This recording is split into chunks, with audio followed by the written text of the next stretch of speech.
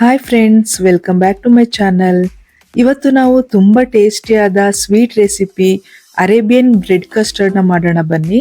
ಇದು Arabian sweet dessert ಆಗಿದೆ friends. ಇದನ್ನ ನಾವು ಮನೇಲೆ ಎಷ್ಟು ಈಸಿಯಾಗಿ ಯಾವ ರೀತಿ ಮಾಡೋದು ಅಂತ ನೋಡ್ಕೊಳ್ಳೋಣ ಬನ್ನಿ. ಇದಕ್ಕೆ ತುಂಬಾ ಕಡಿಮೆ ಇಂಗ್ರೀಡಿಯೆಂಟ್ಸ್ ಯೂಸ್ ಮಾಡ್ಕೊಂಡು ಮಕ್ಕಳು ಮತ್ತೆ ದೊಡ್ಡವರು ಎಲ್ಲ ಇಷ್ಟಪಡೋ ತರ ಈ ಸ್ಪೆಷಲ್ ಸ್ವೀಟ್ ರೆಸಿಪಿನ ಸ್ಟಾರ್ಟ್ ಮಾಡೋಣ ಬನ್ನಿ. ಮೊದಲಿಗೆ ನಾನಿಲ್ಲಿ ಒಂದು ಚಿಕ್ಕ ಬೌಲ್ ತಗೊಂಡು ಅದಕ್ಕೆ ಒಂದು ಚಿಕ್ಕ ಲೋಟದಲ್ಲಿ 1 ಲೋಟದಷ್ಟು ಹಾಲು ಹಾಕೊಳ್ತಾ ಇದ್ದೀನಿ ಫ್ರೆಂಡ್ಸ್. ಬಿಸಿ ಹಾಲಲ್ಲ, ರೂಮ್ ಟೆಂಪರೇಚರ್ ಅಲ್ಲೇ ಇರೋ ಹಾಲು. ಅದಕ್ಕೆ ನಾನು 2 ಟೇಬಲ್ ಸ್ಪೂನ್ ಅಷ್ಟು ವೆನಿಲಾ ಫ್ಲೇವರ್ಡ್ ಕಸ್ಟರ್ಡ್ ಪೌಡರ್ ಹಾಕೊಂಡು ಚೆನ್ನಾಗಿ ಗಂಟಾಗದ ರೀತಿಲಿ ಮಿಕ್ಸ್ ಮಾಡ್ಕೊಳ್ಬೇಕು. ಸ್ವಲ್ಪನೂ ಗಂಟು ಬರಬಾರ್ದು ಫ್ರೆಂಡ್ಸ್, ಚೆನ್ನಾಗಿ ಮಿಕ್ಸ್ ಮಾಡ್ಕೊಳ್ಳಿ. ಆಮೇಲೆ ಸ್ಟವ್ ಮೇಲೆ ಒಂದು ಪಾತ್ರೆ ಇಟ್ಕೊಂಡು ಹಾಲು ಕಾಯಿಸ್ಕೊಳ್ಳೋಣ. ಇವಾಗ ನಾನಿಲ್ಲಿ 1/2 ಲೀಟರ್ ಅಷ್ಟು ನಂದಿನಿ ಬ್ರ್ಯಾಂಡ್ ಹಾಲು ತಗೊಂಡಿದ್ದೀನಿ ಫ್ರೆಂಡ್ಸ್.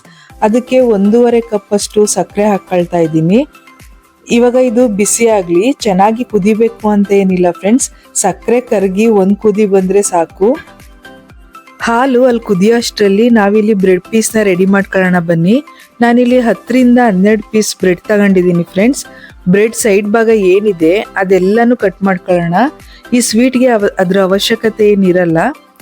ಬ್ರೆಡ್ ಸೈಡ್ ಭಾಗ ಏನು ವೇಸ್ಟ್ ಆಗಲ್ಲ ಫ್ರೆಂಡ್ಸ್, ಅದರಲ್ಲೇ ಬ್ರೆಡ್ ಕ್ರಮ್ಸ್ ಮಾಡ್ಕೋಬಹುದು. ಅದನ್ನ ಹೇಗೆ ಮಾಡ್ಕೊಳ್ಳೋದು ಅಂತ ನಾನು ನೆಕ್ಸ್ಟ್ ವಿಡಿಯೋದಲ್ಲಿ ಹೇಳ್ಕೊಡ್ತೀನಿ. ಇಲ್ಲಾಂದ್ರೆ ಅದನ್ನ ಕಾಫಿನೋ ಅಥವಾ ಟೀ ಜೊತೆ ಎಲ್ಲ ತಿನ್ಕೊಳ್ಬಹುದು. ಈ ರೀತಿಯಾಗಿ ಎಲ್ಲ ಬ್ರೆಡ್ ಸೈಡ್ ಭಾಗನು ನೀವು ನೀಟಾಗಿ ಕಟ್ ಮಾಡಿ ಇಟ್ಕೊಳ್ಳಿ. ಆಮೇಲೆ ಹಾಲಲ್ಲಿ ಸಕ್ಕರೆ ಕರ್ಗಿ ಒಂದು ಕುದಿ ಬಂದಿದೆ ಫ್ರೆಂಡ್ಸ್. ಇವಾಗ ಕಸ್ಟರ್ಡ್ ಪೌಡರ್ ಮಿಕ್ಸ್ ಮಾಡಿ ಇಟ್ಕೊಂಡಿದ್ವಲ್ಲ, ಆ ಹಾಲಿನ ಮಿಶ್ರಣನ ಕುದಿತಿರೋ ಹಾಲಿಗೆ ಹಾಕೊಳ್ಳೋಣ. ಇವಾಗ ಚೆನ್ನಾಗಿ ಮಿಕ್ಸ್ ಮಾಡ್ಕೋಬೇಕು, ಕೈ ಬಿಡದೆ ಮಿಕ್ಸ್ ಮಾಡ್ಕೋತಾ ಇರಬೇಕು, ಇಲ್ಲಾಂದ್ರೆ ತಳ ಸಿಗದೋಗ್ಬಿಡುತ್ತೆ ಫ್ರೆಂಡ್ಸ್. ನನ್ನ ಮಗನಿಗೆ ಮಿಕ್ಸ್ ಮಾಡಕ್ ಹೇಳಿ ನಾನಿಲ್ಲಿ ಒಂದು ಗ್ಲಾಸ್ ಸ್ಕ್ವೇರ್ ಶೇಪ್ ಬೌಲ್ ತಗೊಂಡು ಕಟ್ ಮಾಡ್ಕೊಂಡಿರೋ ಬ್ರೆಡ್ನ ಜೋಡಿಸ್ಕೊಳ್ತಾ ಇದ್ದೀನಿ ಫ್ರೆಂಡ್ಸ್. ನೋಡಿ ಇವಾಗ ಇದಾಗಿದೆ. 1-2 ನಿಮಿಷ ಲೋ ಫ್ಲೇಮಲ್ಲಿ ಬಿಸಿ ಮಾಡ್ಕೊಂಡ್ರೆ ಸಾಕು. ಜಾಸ್ತಿ ಬಿಸಿ ಮಾಡಿದ್ರೆ ಗಟ್ಟಿಯಾಗಿ ಹೋಗ್ಬಿಡುತ್ತೆ. ಅದಕ್ಕೆ ಬೇಗ 1 ನಿಮಿಷಕ್ಕೆ ಸ್ಟವ್ ಆಫ್ ಮಾಡ್ಕೋಬೇಕು. ಆಮೇಲೆ ನಾನಿಲ್ಲಿ ಅಮೂಲ್ ಫ್ರೆಶ್ ಕ್ರೀಮ್ ತಗೊಂಡಿದ್ದೀನಿ ಫ್ರೆಂಡ್ಸ್. ಅದನ್ನ ಒಂದು ಬೌಲ್ಗೆ ಹಾಕೊಂಡು ಚೆನ್ನಾಗಿ ಮಿಕ್ಸ್ ಮಾಡ್ಕೊಳ್ತಾ ಇದ್ದೀನಿ. ಫ್ರಿಡ್ಜಲ್ಲಿ ಇಟ್ಟಿರೋದ್ರಿಂದ ಸ್ವಲ್ಪ ಥಿಕ್ನೆಸ್ ಜಾಸ್ತಿ ಬಂದ್ಬಿಟ್ಟಿದೆ. ಅದಕ್ಕೆ ನಾನಿಲ್ಲಿ ಚೆನ್ನಾಗಿ ಬೀಟ್ ಮಾಡ್ಕೊಳ್ತಾ ಇದ್ದೀನಿ.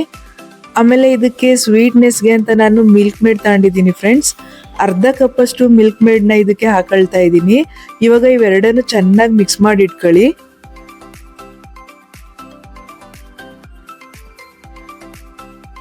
ಆಮೇಲೆ ಜೋಡಿಸಿ ಇಟ್ಕೊಂಡಿರೋ ಬ್ರೆಡ್ ಮೇಲೆ ಕಸ್ಟರ್ಡ್ ಮಿಲ್ಕ್ನ ಎಲ್ಲ ಕಡೆ ಸ್ಪ್ರೆಡ್ ಮಾಡ್ಕೊಳ್ಳಿ ಫ್ರೆಂಡ್ಸ್. ಎಲ್ಲೂ ಗ್ಯಾಪ್ ಬಿಡದೆ ಎಲ್ಲ ಕಡೆ ಹಾಕೊಳ್ಳಿ. ಬ್ರೆಡ್ ಕಸ್ಟರ್ಡ್ ಮಿಲ್ಕ್ನ ಅಬ್ಸರ್ವ್ ಮಾಡ್ಕೊಳ್ಳೋ ಥರ ಎಲ್ಲ ಕಡೆ ಹಾಕೊಂಡು ಸ್ಪ್ರೆಡ್ ಮಾಡ್ಕೊಳ್ಳಿ.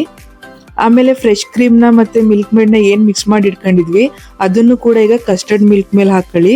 ಇದಾದ್ಮೇಲೆ ಮತ್ತೆ ಇನ್ನೊಂದು ಲೇಯರ್ ಬ್ರೆಡ್ನ ಎಲ್ಲ ಕಡೆ ಮೊದಲಿನ ಥರನೇ ಜೋಡಿಸ್ಕೊಂಡು ಅದ್ರ ಮೇಲೆ ಈಗ ಕಸ್ಟರ್ಡ್ ಮಿಲ್ಕ್ನ ಮತ್ತೆ ಹಾಕೊಳ್ಳಿ.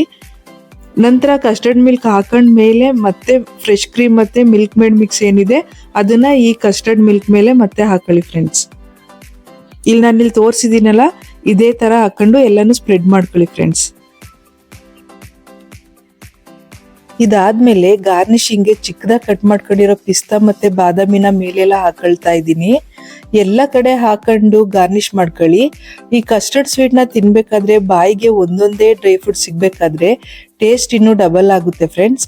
ಆಮೇಲೆ ಡ್ರೈ ರೋಸ್ ಪೆಟಲ್ನ ಇದ್ರ ಮೇಲೆ ಹಾಕೊಳ್ತಾ ಇದ್ದೀನಿ. ರೋಸ್ ಪೆಟಲ್ನ ಹಾಕೋದ್ರಿಂದ ಟೇಸ್ಟ್ ಇನ್ನೂ ಸ್ಪೆಷಲ್ ಆಗುತ್ತೆ ಫ್ರೆಂಡ್ಸ್. ಇವಾಗ ಇದಾಗಿದೆ. ಇದನ್ನ 2 ರಿಂದ 3 ಗಂಟೆ ಕಾಲ ಫ್ರಿಡ್ಜಲ್ಲಿ ಇಟ್ಟು ಆಮೇಲೆ ತಿನ್ಬೇಕು. 3 ಗಂಟೆ ಆದ್ಮೇಲೆ ಹೇಗ್ ಬಂದಿದೆ ಅಂತ ನಿಮ್ಗೆ ತೋರಿಸ್ತೀನಿ ಫ್ರೆಂಡ್ಸ್.